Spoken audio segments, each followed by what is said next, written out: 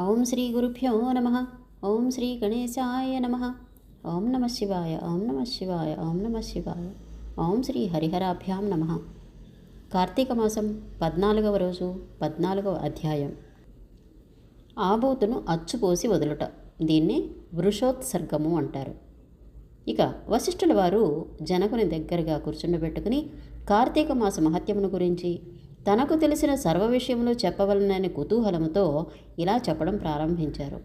ఓ రాజా, కార్తీక పౌర్ణమి రోజున పితృప్రీతిగా వృషోత్సర్జనము చేయుట, శివలింగ సాలగ్రామములను దానము చేయుట, ఉసిరికాయలను దక్షిణతో దానము చేయుట మొదలగు పుణ్యకార్యముల వలన వెనుకటి జన్మమందు చేసిన సమస్త పాపములు నశింపచేసుకోవచ్చు.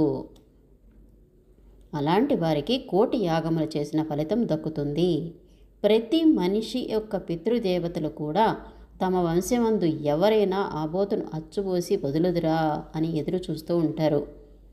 ఎవడు ధనవంతుడై ఉండియూ పుణ్యకార్యములు చెయ్యక దానధర్మములు చెయ్యక చివరికి ఆబోతునకు అచ్చుపోసి పెండ్లి అయినను చెయ్యడో అటువంటి వాడు రౌరవాది సకల నరకములు అనుభవించుటయే కాక వాని బంధువులను కూడా నరకమునకు గురి చేయను. కాబట్టి ప్రతి సంవత్సరము కార్తీక మాసమున తమ శక్తి కొలది దానము చేసి నిష్ఠతో వ్రతమాచరించి సాయంకాల సమయమున శివకేశవులకు ఆలయమందు దీపారాధన చేసి ఆ రాత్రి అంతయు జాగారం ఉండి మరుసటి రోజు తమ శక్తి కొలది బ్రాహ్మణులకు సన్యాసులకు భోజనము పెట్టిన వారు ఈహమందు పరమందు సర్వ సుఖములను అనుభవింతురు అని చెప్పారు. అలాగే కార్తీక మాసంలో విసర్జింపవలసినవి కూడా చెప్పారు. ఈ మాసమందు పరాన్న భక్షణ చేయరాదు, ఇతరుల ఎంగిలి ముట్టకూడదు, తినకూడదు, శ్రాద్ధ భోజనమును చెయ్యకూడదు, నీరుల్లిపాయ తినకూడదు, తిలదానము పట్టరాదు, శివార్చన సంధ్యావందనము చెయ్యనవారు వండిన వంటల్ని తినరాదు. పౌర్ణమి రోజు, అమావాస్య రోజు, సోమవారముల రోజు, సూర్య చంద్ర గ్రహణపు రోజుల యందు భోజనమును చెయ్యరాదు. కార్తీక మాసమున నెల రోజులు కూడా రాత్రిపూట భుజించకూడదు. అలాగే ఏకాదశి ద్వాదశి వ్రతములు చేయువారులు ఆ 2 రాత్రులు తప్పనిసరిగా జాగారం ఉండాలి. ఒక్క పూట మాత్రమే భోజనం చేయాలి. కార్తీక మాసంలో తైలము పూసుకొని స్నానం చేయకూడదు. పురాణములను విమర్శించకూడదు. కార్తీక మాసమున వేడి నీటితో స్నానము చేసిన కళ్ళుతో సమానమని బ్రహ్మదేవుడు చెప్పాను. కావున వేడి నీటితో స్నానము చేయకూడదు. ఒకవేళ అనారోగ్యంగా ఉండి ఎలాగైనా సరే కార్తీక మాస వ్రతం చెయ్యాలి అనే కుతూహలము కలవారు మాత్రమే వేడి నీటి స్నానం చేయవచ్చు. అలా చేసేవారు గంగా, గోదావరి, సరస్వతి, యమున నదుల పేర్లను మనసులో స్మరించి స్నానం చేయాలి. ఏ నది తనకు దగ్గరలో ఉంటే ఆ నదిలో ప్రాతకాలంలో స్నానం చేయవలెను. అలా చేయని ఎడల మహాపాపియై జన్మజన్మములు నరక కూపమున పడి కృషింతురు. ఒకవేళ నదులు అందుబాటులో లేనప్పుడు నూతి దగ్గర కానీ చెరువునందు కానీ స్నానం చేయవచ్చు. అప్పుడు గంగే చయమునే చైవ గోదావరి సరస్వతి నర్మదే సింధు కావేరి జలేస్మిన్ సన్నిధిం కురు అని అనుకుంటూ స్నానం చేయాలి. కార్తీక మాస వ్రతము చేయువారు పగలు పురాణపఠ శ్రవణము, హరికథా కాలక్షేపములతో కాలం గడపవలెను.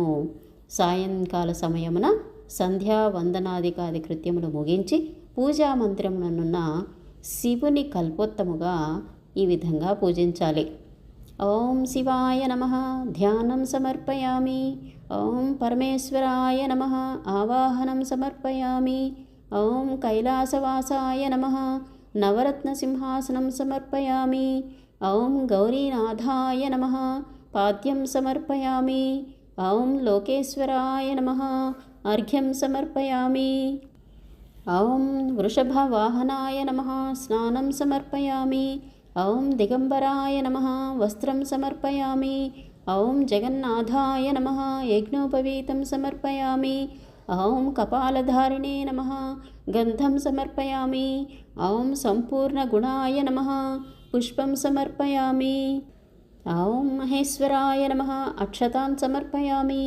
ఓం పార్వతీనాథాయ నమః ధూపం సమర్పయామి. ఓం తేజోరూపాయ నమః దీపం సమర్పయామి. ఓం లోకరక్షాయ నమః నైవేద్యం సమర్పయామి. ఓం త్రిలోచనాయ నమః కర్పూర నీరాజనం సమర్పయామి. ఓం శంకరాయ నమః. సువర్ణమంత్రపుష్పం సమర్పయామి. ఓం భవాయ నమః. ప్రదక్షిణ నమస్కారాన్ సమర్పయామి.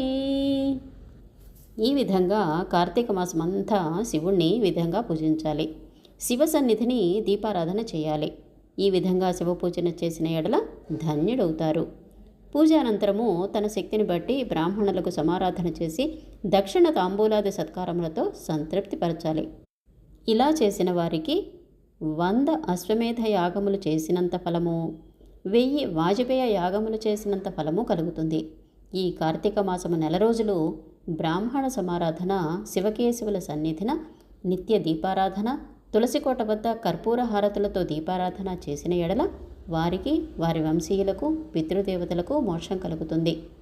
శక్తి కలిగి ఉండి కూడా ఈ వ్రతము ఆచరించని వారు 100 జన్మలు నానా యోనులదులు జన్మించి తర్వాత కుక్క, నక్క, పంది, పిల్లి, ఎలుక మొదలగు జన్మలెత్తుతురు. ఈ వ్రతమును శాస్త్రోక్తముగా ఆచరించిన ఎడల 15 జన్మల యొక్క పూర్వజ్ఞానము కలుగుతుంది. వ్రతము చేసినను, పురాణము చదివినను, విన్నను ఇటువంటి వారికి సకల ఐశ్వర్యములు కలిగి మోక్షప్రాప్తి కలుగుతుంది అని వశిష్ఠుల వారు జనక మహారాజుతో చెప్తున్నారు. ఇంతటితో కార్తీక మాసంలో 14వ రోజు పారాయణం సంపూర్ణం.